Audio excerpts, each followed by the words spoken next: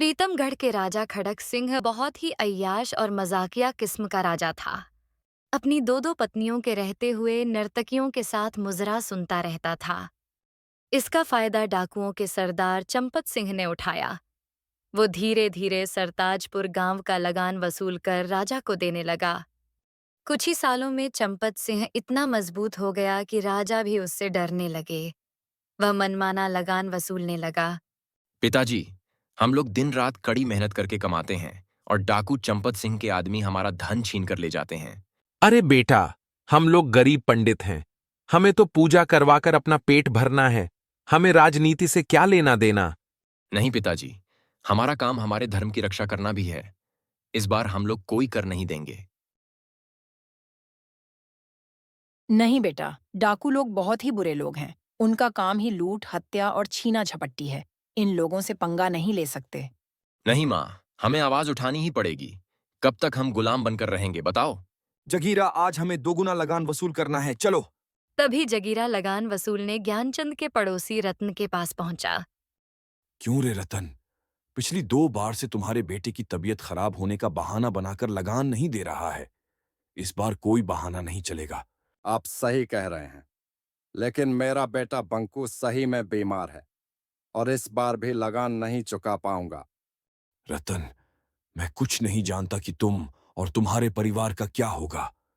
मुझे तो बस लगान से मतलब है, और वो तो तुम्हें देना ही पड़ेगा, चाहे तुम जी कर दो या मर कर दो। तभी बंकू को खून की उल्टी आती है। ये लो मंगलसूत्र और जाकर लाला से उधारी लेकर वैद्य जी से दवा ले आओ। जगीरा मंगलसूत्र सुनीता के हाथों से छीन लेता है। चलो, अब तक का लगान तो इससे चुका जाएगा, और हाँ, आगे से लगान के पैसे समय से देना। अभी तो मैं जा रहा हूं, जल्दी ही दूसरा लगान लेने आऊंगा, समझे? मालिक, हमारा बच्चा मर जाएगा, मंगलसूत्र दे दो। ये मेरी सुहाग की आखिरी निशानी बची थी। मैं नहीं जानता कि कैसे क्या करोगे। हमें लगान मिल गया बस। क्या हुआ बे? एक लगान वसूलने में इतनी देरी लगाएगा तो पूरे गांव का लगान लेते लेते साल बीत जाएगा। सरदार, उसका बच्चा बीमार है और बोल रही है कि मंगलसूत्र इसके सुहाग की निशानी है। मेरा पैर पकड़े हुए है। तो तुम देख क्या रहे हो? मारो एक लात। इन सुअरों को जितना आजादी दोगे उतना ही सर पर चढ़कर नाचेंगे। अगर पैसे नहीं हैं तो सुंदर काया तो है ना। कहो कि शाम को हवेली पर चली आए, लगान माफ कर देंगे। बंकू एक पत्थर उठाकर चंपत सिंह को मारता है। कुत्ते, मेरी माँ को गाली देता है। मैं तुम्हें नहीं छोड़ूंगा। पत्थर जाकर सीधा चंपत सिंह के सीने में लगता है। जगीरा सुनीता को जोर से एक लात मारता है और बंकू को उठाकर वहीं पटक देता है। बंकू एक बार फिर खून की उल्टी करता है। माफी मालिक, माफी। बच्चा है, माँ के बारे में गंदी बात सुनकर तहस में आ गया। मालिक, इस हरामजादे की इतनी हिम्मत कि सरदार पर पत्थर चलाया। इसको जिंदा रहने का कोई हक नहीं है। मालिक, अपना बच्चा समझकर छोड़ दीजिए मालिक। मेरे घर का एकलौता दीपक बुझ जाएगा। ठीक है, ओए जगीरा, छोड़ दे उस बच्चे को और इसे फूल जद्दी को ले चल उठाकर। दीपू का खून खौल जाता है और चंपत सिंह की ओर दौड़ता है। दुश्मन, मैं तुझे नहीं छोड़ूंगा। इतना कहकर दीपू एक लाठी चंपत सिंह को मारता है। तब तक जगीरा दीपू को पकड़कर मारने लगते हैं। रुक जाओ जगीरा, इसने डाकू चंपत सिंह पर हाथ उठाया है, और एक नहीं, इस गांव के 2-2 लड़के आज हम पर हाथ उठा रहे हैं। इनकी सजा इन्हें मिलेंगी। चलो, इसे हवेली पर ले चलो। वहीं हम इसकी सजा सुनाएंगे, और उस लड़के की मां को भी हवेली पर ले चलो। मालिक, आप इसे छोड़ दे मालिक। हम ब्राह्मण हैं। हम अपने इष्ट देव की कसम खाकर कहते हैं, अब ये ऐसा कभी नहीं करेगा। भीख मांगते हैं, छोड़ दो। बदले में मुझे 10 कोड़े मार लो। चंपत सिंह उनकी एक नहीं सुनता। दीपू और सुनीता को लेकर वह अपने अड्डे पर चले जाते हैं। इधर ज्ञानचंद और रत्न राजा खड़क सिंह के पास पहुंचकर, महाराज की जय हो। मैं सरताजपुर गांव का एक दरिद्र ब्राह्मण हूं। मेरा बेटा दीपू और इसकी पत्नी सुनीता को डाकू चंपत सिंह और जग्गीरा पकड़कर अपने अड्डे पर ले गया है। कृपया सैनिक भेजकर उन्हें छुड़वा दीजिए। हाँ महाराज, मैं एक किसान हूँ। मेरा बेटा बहुत दिनों से बीमार है। मेरी पत्नी को जगीरा और चंपत सिंह उठाकर ले गए हैं। उसे वापस करवा दो महाराज। क्या कहा? डाकू चंपत सिंह? देखो, तुम तो जानते ही हो कि डाकू चंपत सिंह से हमारी सेना भी डरती है। इस मामले में मैं तुम लोगों की कोई मदद नहीं कर सकता। अगर कुछ किया तो वो मेरा तख्ता पलट कर सकता है भाई। बेहतर होगा कि तुम लोग चंपत सिंह के पास ही जाओ, शायद उसे दया आ जाए। जगीरा, अरे इस लड़के को पहाड़ी पर ले जाकर नदी में फेंक दे और सुनीता को कल सुबह इसके गांव पर छोड़ आना। आज ये मेरे साथ रहेगी। जगीरा दीपू को ले जाकर पहाड़ी से नीचे नदी में फेंक देता है। नदी में गिरते ही दीपू बेहोश हो जाता है और रात भर बहते बहते एक अनजान जंगल के किनारे पत्थर से टकराकर रुक जाता है। तभी एक महान तपस्वी देवराज की नजर उस पर पड़ती है और वो दीपू को अपनी कुटिया में ले जाकर उपचार करते हैं। कुछ ही देर में दीपू को होश आ जाता है। मैं कहाँ हूँ? देवर्षि, आप कौन हैं? मैं तपस्वी देवराज हूं, बालक। तुम नदी के किनारे पड़े थे तो मैं तुम्हें कुटिया में ले आया। तुम कौन हो, बालक, और नदी में कैसे गिर गए? देवर्षि, मैं प्रीतम गणराज्य के सरताजपुर गांव का एक दरिद्र ब्राह्मण का बेटा हूं। हमारे राजा खड़क सिंह हैं, लेकिन डाकू चंपत सिंह का आतंक हमारे गांव पर है। उसने हम सभी गांववासियों का जीना हराम करके रखा। दीपू, तुमने एक निर्भीक ब्राह्मण का कर्तव्य निभाया है। हम तुम्हें वरदान देते हैं कि अन्याय के खिलाफ तुम जो भी काम करोगे उसमें सामने वाले की आधी ताकत तुम्हारे अंदर आ जाएगी। दीपू जंगलों से होता हुआ अपने गांव की ओर चल देता है, लेकिन तभी उसके सामने जंगल का राजा शेर आ जाता है। देखो शेर भैया, मुझे गांव वालों को बचाने जाना है, मुझे छोड़ दो। हाथ में आए शिकार को यूं ही जाने दूं? मुझे बेवकूफ समझा है क्या? देखो भैया, ऐसे ही मैं बहुत गुस्से में हूं और गुस्सा मत दिलवाओ, बता रहा हूं, नहीं तो तुम्हारे लिए ठीक नहीं होगा। अच्छा, चूहे को भी गुस्सा आता है? तुमने एक शेर को ललकारा है, अब देख तुम्हें कैसे मैं चट कर जाता हूं, देख। शेर पूरी ताकत से दीपू के ऊपर छलांग मार देता है, लेकिन दीपू पहले से ही चौकन्ना था और पूरी ताकत से अपने मुक्के को शेर के जबड़े पर दे मारता है। शेर की आधी शक्ति दीपू में आ गई थी, इसलिए शेर कुछ दूर जाकर गिरता है। शेर की दहाड़ से पूरे जंगल के जानवर इकट्ठा हो जाते हैं। आखिरकार दीपू जीत जाता है और शेर हार मान लेता है। बालक, तुम जो कहोगे हम और हमारी प्रजा तुम्हारे लिए करेंगे।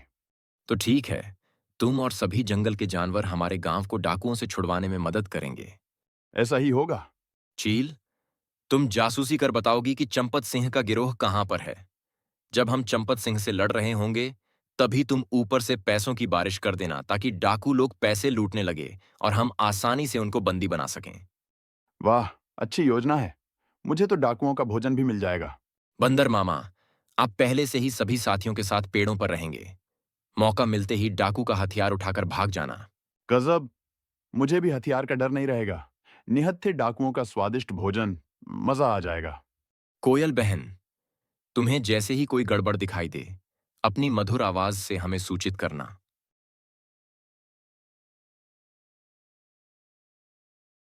अरे मेरा बेटा, जिंदा है तू? अरे ओ दीपू की माँ, सुनती हो? जरा बाहर तो आना, देखो कौन आया है। आपको कई बार कहा कि दीपू का नाम ना लो, मुझे उसकी याद आ जाती है। अरे मेरा लल्ला, तू जिंदा है? मैंने तो आशा ही छोड़ दी थी। हम कल सुबह ही गांव छोड़कर चले जाएंगे, नहीं तो चंपत सिंह के डाकू दीपू को जिंदा नहीं छोड़ेंगे। पिताजी, अब हम नहीं, चंपत सिंह और उनके डाकू हमारे गांव को छोड़कर जाएंगे। नहीं बेटा, हम लोग उनसे नहीं जीत सकते। वे हथियारों से हम सभी को मौत के घाट उतार देंगे।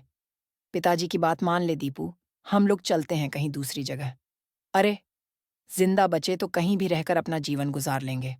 हाँ बेटा, उस दिन सुनीता जगीरा को दांत काटकर भागकर जंगलों में जा छुपी। चंपत सिंह और उनके डाकू रतन के घर पर आए और सुनीता के ना मिलने पर दोनों बाप बेटों को मार पीट कर गांव से निकाल दिया।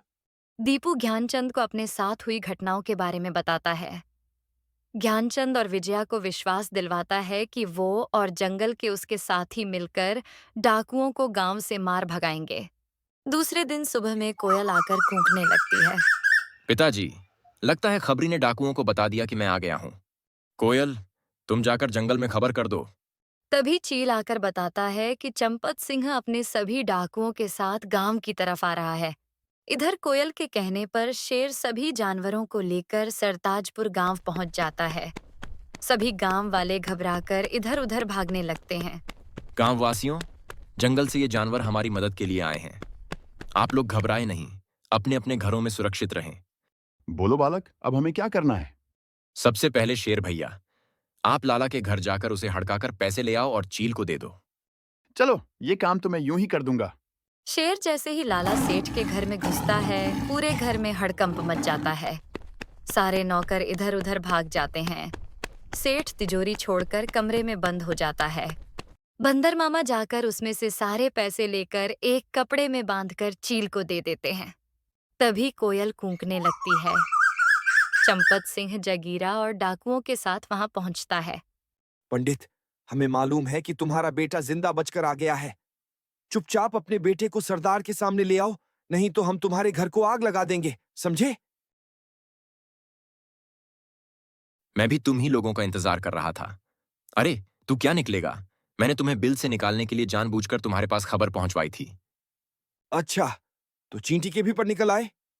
आज सभी गांव वालों के सामने उसे जिंदा जलाएंगे, ताकि आज के बाद कोई सर नहीं उठा सके। फिलहाल तो अपनी जान की फिक्र कर। साथियों, आक्रमण। पेड़ों पर से अचानक बंदर सारे कूदकर शोर मचाते हुए डाकुओं पर टूट पड़ते। शेर को देखकर जान बचाकर इधर उधर भागने लगते हैं। तभी चील ऊपर से पैसों की बारिश कर देता है। जगीरा पैसा लूटने लगते हैं। अरे अरे, पैसा छोड़ो और युद्ध करो।